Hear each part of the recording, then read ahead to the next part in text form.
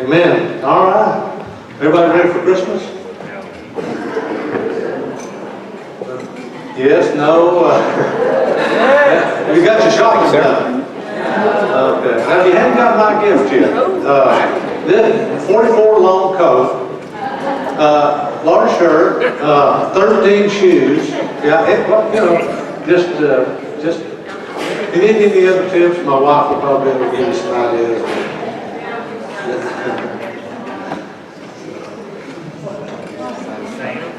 Well, presents, people, places. This is our overarching direction for the fellowship. It's what we've been doing for some time now. It's where we're going for the foreseeable future. And today's message is prayer is the essential ingredients for these things to occur. It's the essential ingredient. And 2 Chronicles 7:14 bears this out. It says, if my people, now that if is a conditional word. Maybe you will, maybe you won't. If my people who are called by my name, that's us, shall humble themselves. Shall or will, it's a relational issue. Will you or will you not? If my people called by my name will humble themselves, Maria preached on that 2 weeks ago, will humble themselves and pray. Say pray. And seek my face. Now, that's not his hands.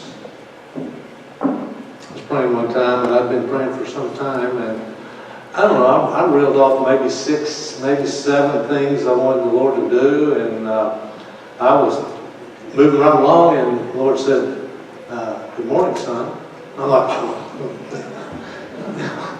I'd already given him 6 or 7 things to do, and I hadn't even told him how much I loved him, or how much I cared for him, or whatever. I was seeking his hand. I wasn't seeking his face. But my people shall humble themselves and pray and seek my face and turn from their wicked ways. Then, you've got an if and then in this verse. If you will do certain things, then I will hear from heaven and will forgive their sin and will heal their land. Do you think our country needs healing? Whose responsibility is it? Is it the lost people? It's my people. God says, if my people, called by my name, will humble themselves and pray and seek my face, it's our responsibility. And you also notice in this verse that even though God wants to, he won't do unless what? We pray. The key issue is, will we do that? Will we pray? When God's people pray, God's presence comes. And when God's presence comes, God's people are changed. And when God's people are changed, the places around us are transformed. I want to take a look at 6 different books. I've got them all lined up here. The first book I want to look at is this one. The Bible. But before we do that, I'm going to talk about this book. This is Destined for the Throne. It's a book that if you come to the Wednesday morning men's group, we've gone through this page by page, and now we're going back through it. It's absolutely one of the more powerful books that I've ever encountered. And here's some of the things that he says in this book. He says, prayer is an invitation to full partnership with him. You see, we've been called to be joint heirs with Jesus. Joint heirs. Now, joint heir, in legal terms, is if one can't make a decision unless both of you agree. We know what the will of God is. Whenever we put our faith in with his will, a thing is consummated. That's when it occurs. And so we pray the will of God. We put our faith with his will, and we see the things that we're praying for. He begs us to pray. He says, ask. I ask you to ask. Seek. I entreat you to seek. Knock. I urge you to knock. It's a plea from the Father saying, come on, ask me. Come on, ask me. Prayer was God's plan from the beginning. He will not spoil it now by taking things out of the hands of the church.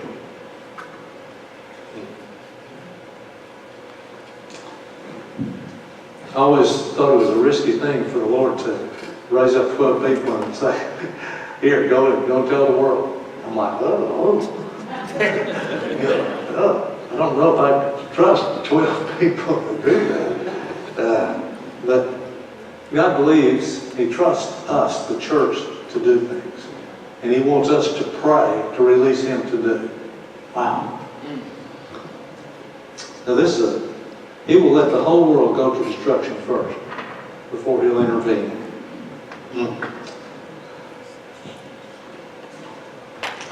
Some principles out of the Bible, and some of the things we want to look at here is, in James chapter 4, verse 2, it says, you lust and you do not have. We all have things that we really like to see happen. We really would like to be, oh, we really want this to occur. We just, But you lust and you do not have. You murder and covet and cannot obtain. I didn't kill anybody. I don't know about you, but covet, I see that happening. I'd like for that to happen in my life. Now you murder and you covet and cannot obtain. You fight and you war. We have fighting and wars going everywhere. Yet you do not have. Then we got a really big word, because. What's the reason for that? Because you do not ask. Wow. So we have things going on in life. God understands that. He says, but I'm not released to do it unless you ask. Jesus said this in John 13:14. He said, whatever you ask in my name, that I will do. Then he tells why? That the Father may be glorified in the Son. He brings glory to the Father when we ask for things in the name of His Son. Now this must have been a shock to the disciples, because He repeats it immediately after He says it. He says it again. If you ask anything in my name, I will do it. It's like He tells the disciples, hey, if you ask anything in my name, I'll do it. They're like, what? If you ask anything in my name, I will do it. In Matthew 21:13 says, and He said unto them, it is written, my house shall be called a house of prayer.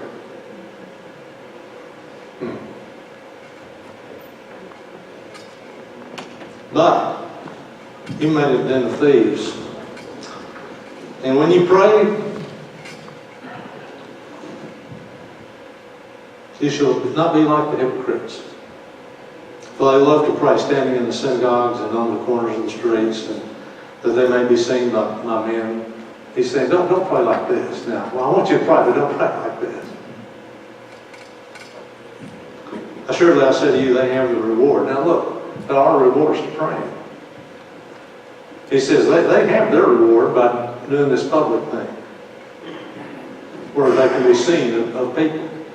But when you pray, go into your room, and when you have shut your door, pray to your Father who is in the secret place, and your Father who sees in secret will reward you openly. There are rewards to praying. When you pray like He is telling you to pray, there are going to be rewards. And when you pray, do not use vain repetitions as the heathen do. Don't pray the same thing every time. Don't just have a rote prayer. Let the Spirit of the Lord give you unction as to what to pray. For they think they will be heard for their many words. always been intrigued by the fact that whenever Jesus prayed for someone, he just said, like, be healed. You know, it wasn't too much to that. Wasn't too many words.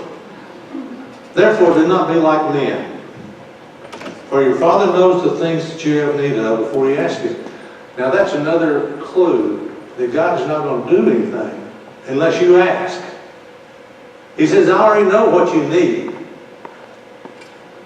I already know that. But I'm waiting for you to ask.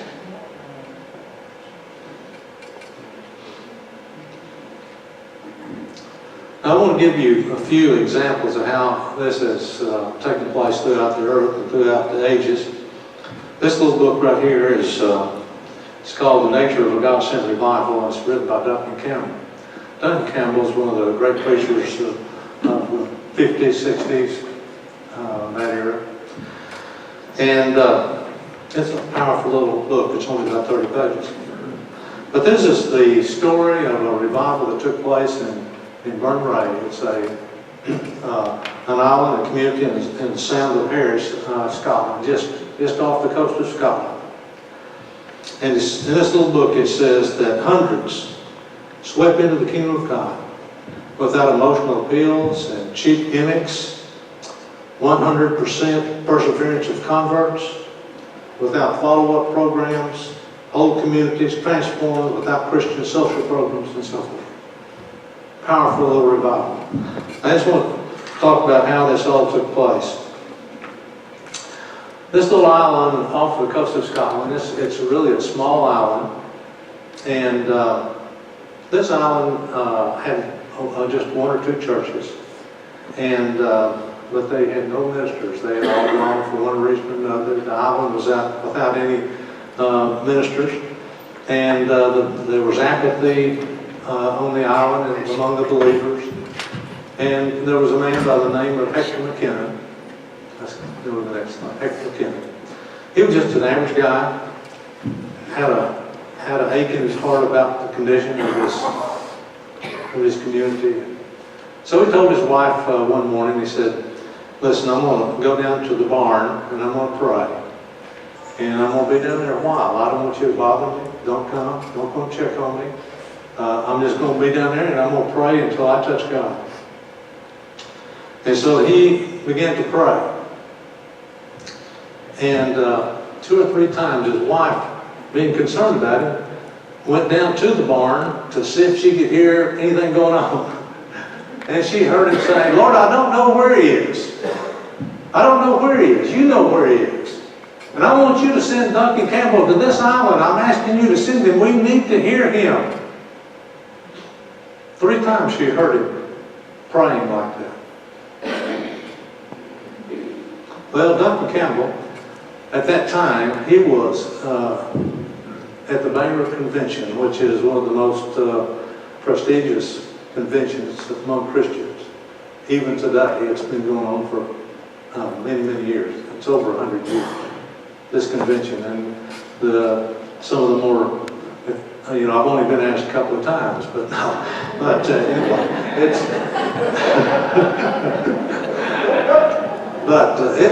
it's really a prestigious thing. Well, Duncan Campbell is, whenever he's praying in his barn, Duncan Campbell is seated on the platform at the Bangor Convention.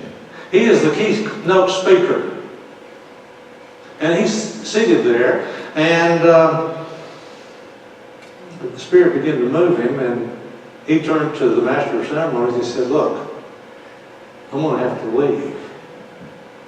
He said, leave? He said, yeah, I'm going to have to go. He said, you're the keynote speaker. You're going to be speaking in just a few minutes.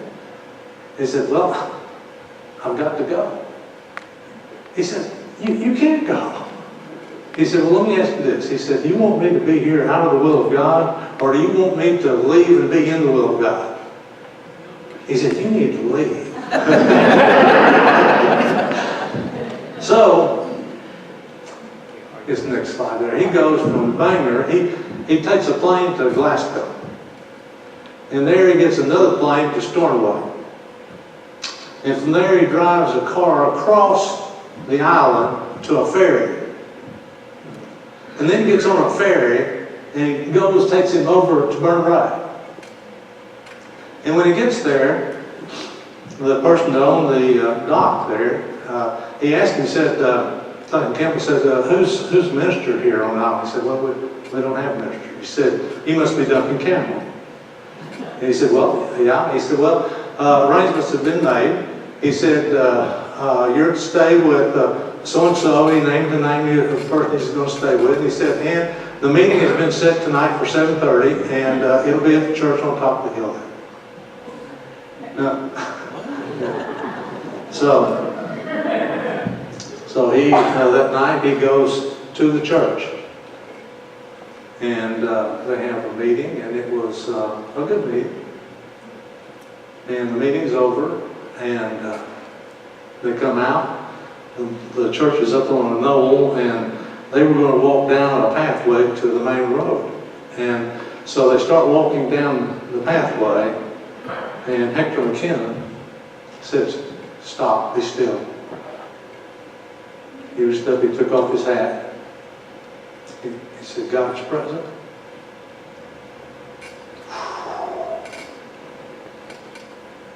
They fell on their face out into the flax. They had flax growing along the pathway. And they fell out into the flax fields.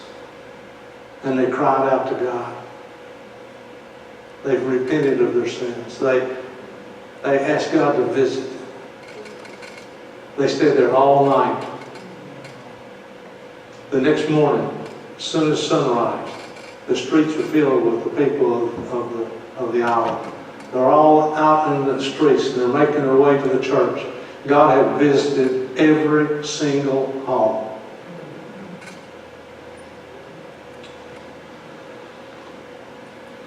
When God's people pray, God's presence comes. When God's presence comes, God's people are changed. When God's people are changed, there's a transformation of everything around them.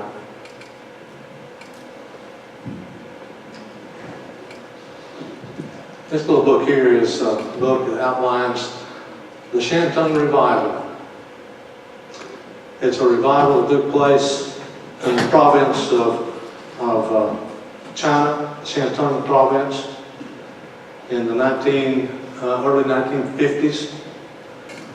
And it took place, it started with some Southern Baptist missionaries who were located there in that province. And the communists came into the province, and they received orders from the Southern Baptist Convention. You need to leave for just their own personal safety. So they went down to the port of Chifu. And you have the list of them there. Bertha Smith. I've actually been in places where she preached. Wow, what a woman. Dr. Charles Culpepper. Just happens that he's from Harrison. It's not too far from here. His wife Ola, and Marie Monson, and Jan White. Those were the missionaries, and they went to this port, and they were going to have to actually abandon everything that they'd been doing and leave because Ola Culpepper, she had an eye condition. She had optic neuritis, and she was going to lose her eye. And so they had to either get her to Singapore, to medical people there, come home. Either case, it meant all the missionaries were going to have to leave. They didn't think that was God's will. So they began to fast, and they began to pray. And Marie Munson, she was a Lutheran missionary. But whenever they all came, she said, I'm going with you.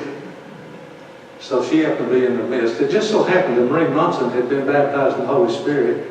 And she began to tell them, now listen, I said, I've seen God heal people. And they said, well, really? And she said, yeah. And so she did a study on the book of James. anybody might be sick, doesn't call elders, etc., undrawn with oil, and so forth. And so she did Bible study, so they decided what they'd do, they'd seek God, and they would pray for the soul to be healed. So they prayed.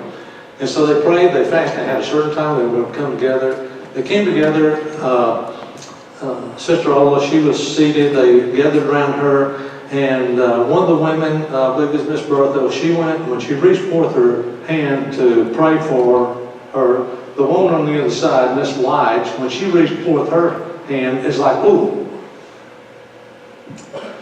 Those two women didn't get along. They said, well, we cannot pray like this. So those two women, they went aside, they took care of all their issues, and they came back. They laid hands on Miss Ola, and the glory of God swirled, filled that place. She was healed instantly. The glory of God was so great and swirling. Two of the Chinese people that came in, they didn't know what was going on. They walked in to where the prayer meeting was going on and fell on their face and called out for salvation in the midst of that prayer. They decided, wait a minute. We don't care if the communists are here. We don't care what's going on. We're going back to take the gospel. What God's doing here, He needs to do everywhere. He will. He wants to. Amen. So they went back to into the very midst of that thing. The communists were coming in. They were killing people everywhere. Dr. Culpepper, he is at the orphanage up on a little rise. And the communists are coming. They're coming down. They can see them coming, and they know they're going to kill everybody. Dr. Culpepper asked all the orphans, said, I want you to get down on your face. Just lay down on your face. And I want you to pray to God. Pray that God will protect us. So they're all on their face. Nobody is looking. I mean, they're all out crying out to God. I mean, they're coming. They saw them coming. Almost they heard a sound. They said it sounded like a herd of horses running. And then they heard voices crying out, did you see it? Did you see it? Dr. Culpepper goes out to the front of the orphanage, and the Chinese natives are coming, and they said, did you see it? Did you see it? They said, see what? He said, whenever the communists came, he said there were angels all over the orphanage. They were all around, covered, and when they saw it, boom, they left. Miss Bertha, she was in a dormitory-like setting, and the communists came into this dorm, and she was in a room with a small child, and they were coming, they were knocking in the door, they would kill everybody in it, whoever was in the door, whatever. She took the child, put it up against her chest, and put it up against the wall.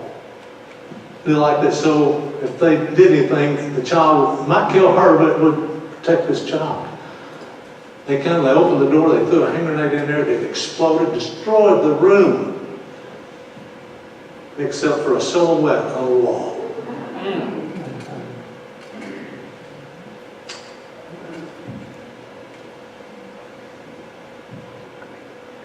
When God's people pray, God's presence comes. And when God's presence comes, God's people are changed. He'll heal, He'll deliver, He'll save. He touches lives everywhere when His presence comes into the place. And places are transformed. I'm telling you, what went on there is a part of what's going on now in China. They had to go underground with the church, but the church flourished.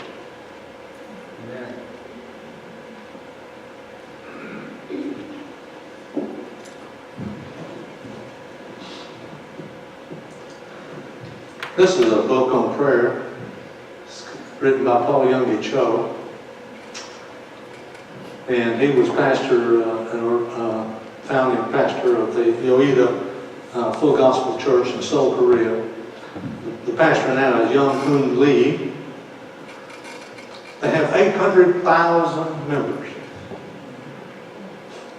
It's the largest church in the world. They have 120,000 people yearly born here. 120,000 people.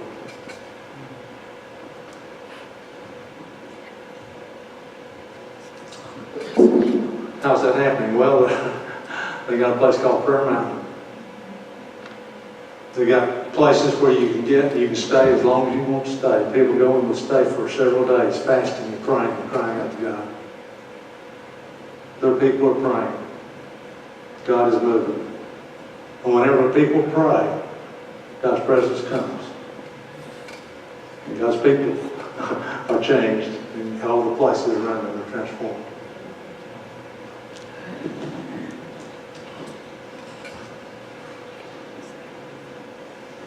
This book right here, Pastor Wayne asked us, gave all the elders this book. Wow. It's called Dirty Glory. It's a strange title. But I'm telling you, it's filled with miracles. It's all about prayer. It's written by Pete Greig, who is the founder of the 24/7 movement. It's 24 hours a day, 7 days a week, people pray. It's circling the earth. That movement is circling the earth. Every place that people start praying, miracles start happening. Things start changing. They give an account in here of on one occasion at a prayer meeting in the village of Arterbury. That's just off the coast of Scotland. There were two women started praying. Then others came and they were praying and the room shook as they cried out to God. God's presence sometimes became so palatable in the parts of the Isle of Lewis that 75% of those who gave their lives to Christ on one particular night did so before they even reached the meeting. It says that 2 or 3 miles away, the presence of God came, and people just trying to get to the meeting. They fell out to the side of the roads and said, Lord, save me, save me. Would you like to see that happen in Russellville? Would you like to see people just born again? I mean, they couldn't even get here because they just cry out in repentance.